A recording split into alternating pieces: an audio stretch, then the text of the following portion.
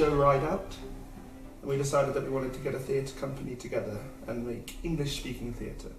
Yeah. I think it also came from the fact that we all really enjoyed working with each other, and we all have very different backgrounds. In terms, like I trained in Ireland, you trained in England, you trained in Australia and Sweden. Joe's also trained in London.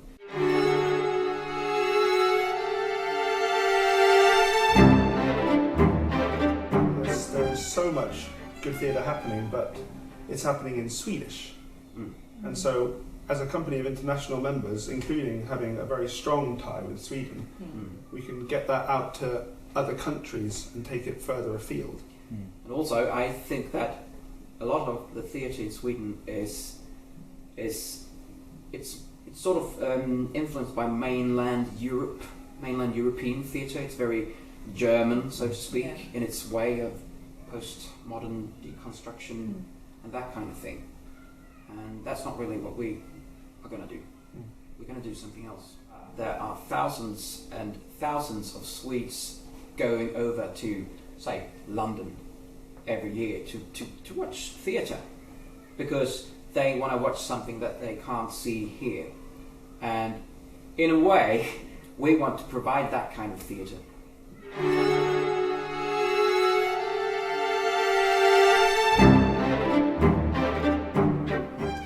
Well, we have made a plan for the next year and a half. We've got 3 productions that we want to do. First one's going to be Sherlock Holmes. Then the next one is going to be a big summer production of A Midsummer's Night's Dream. And that will hopefully be in connection with Partiotam. And then we are hoping to do another adaptation by Neil Rutherford of La Ronde.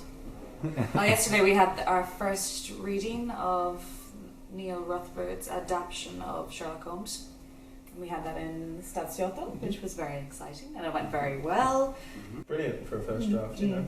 Spent a lot of time, a lot of coming up to these moments, and when you get to those moments, they're super exciting, of course, and lots of nice people came to listen and show great enthusiasm afterwards. It was so great to hear the text together, sitting around a table, and everyone was just giving it their bit. And anything but Mozart, Watson. You know how I detest formulaic monotony. Right. What are those? Cakes. Compliments from Mrs. Hudson. How lovely. And she wants to know if she can see you. Where is she? Downstairs in the kitchen. Then I don't think she can see me from there, can she? Very funny, Sherlock. She wanted to know what you'd like for dinner. Same as I had last night. But you weren't here in the last night. You were at the Larrabee's Jazz Club. And nor will I be here this evening. Oh. Welcome to the studio. What are you doing in Stockholm? We're here. I'm here as artistic director of the new company Polar Eclipse. Of course, Sherlock Holmes, infamous detective around the whole of the world, hugely famous.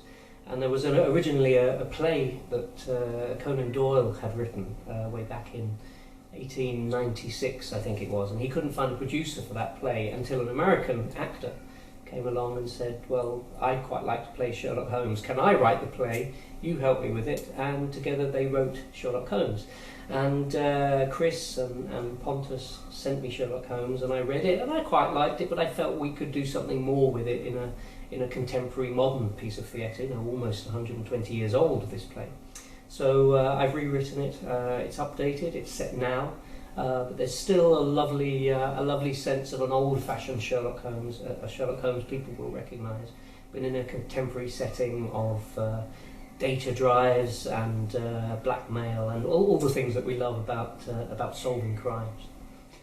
how did your friendship with Mr. Holmes start? How did you meet? Well, I had recently returned from Afghanistan, where I was serving as a military surgeon. But I was wounded, hit in the shoulder, shattering the bone. And following my discharge from service, I was in convalescence. And a friend of mine introduced us as Holmes was looking for someone to share his apartment with. And so you moved in together? Yes, to 221B Baker Street. And what was he like?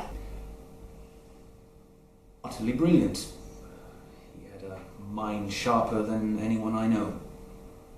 Without a word spoken, he could tell you things about your life that you yourself weren't even aware of. His mind was a calculating machine, providing the most perfect reasoning and observing ability the world has known. A master of deception, a chemist, a mathematician, a musician, the list is endless. But more than that,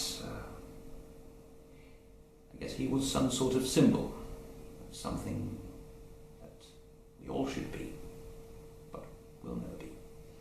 So the reading yesterday was really me with my writer's hat on, not a director's hat, and listening to the text for the first time. As a writer, it's really important when you get a group of actors for the first time to bring your piece to life. You can imagine what it's going to be like when you're writing it, but you never truly know until somebody's there reading your words. So that was incredibly exciting, and we had amazing responses from the guests that we'd invited, producers and sponsors, and that was really, really, really exciting. That doesn't mean to say it's finished, of course. There's loads of work now to take away from that reading for me to go back into my toilet and write some more and rearrange what I do in my head. And I think it's really important for Polar Eclipse to encapsulate all the energy that I love about Sweden. It's great as an outsider coming to a new company and seeing great energy that Sweden has for the arts. That's fantastic, because I love that. And I love that in Australia, I love that in London. And I think it's really great to pull all of that energy together that Sweden has in terms of the talent, the creatives. But then, of course, taking that and bringing in other people, international people, to allow then the work that we produce in Sweden to go back outside and go around the world, back to all the places that we can do. And that's really key, I think, for the companies. And it's a big first step for us as Polar Eclipse, as the company. It's great for us to actually show that we're doing stuff and being proactive, and that's, as well as serving the play, that's what yesterday was about as well, just to say, hello, we're here and we're doing stuff.